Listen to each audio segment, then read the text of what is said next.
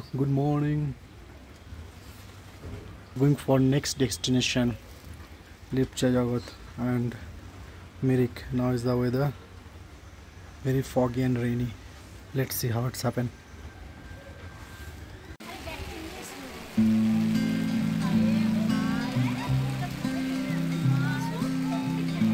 आज ছিল আমাদের তৃতীয় দিন। লাস্ট দুদিনে আমরা দার্জিলিং শহরকে অনেকটা এক্সপ্লোর করে বেরিয়ে পড়েছিলাম নতুন ডেস্টিনেশনের উদ্দেশ্যে।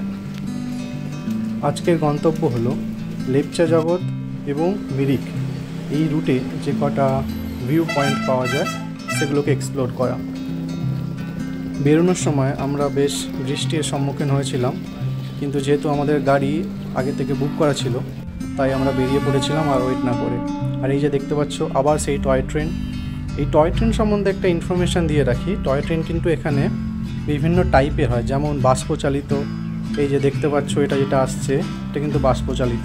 এছাড়াও ইলেকট্রিকের হয় বা ডিজেল চালিতও হয়। আর এই হলো ঐতিহ্যবাহী ঘুম স্টেশন, ভারতের অন্যতম একটি উচ্চতম রেল স্টেশনের মধ্যে এটি একটি। আস্তে আস্তে আমরা এগিয়ে চলেছিলাম লেপচা জগতের দিকে। আর যতই এগিয়ে যাচ্ছি ততই কিন্তু চারিদিকে পাইন ফরেস্ট কুয়াশার মধ্যে থেকে দেখতে পাচ্ছিলাম। এই লেপচা জগতের স্পেশালিটি হলো যে এখানে প্রচুর পরিমাণে পাইন গাছের জঙ্গল বা বন দেখা যায়।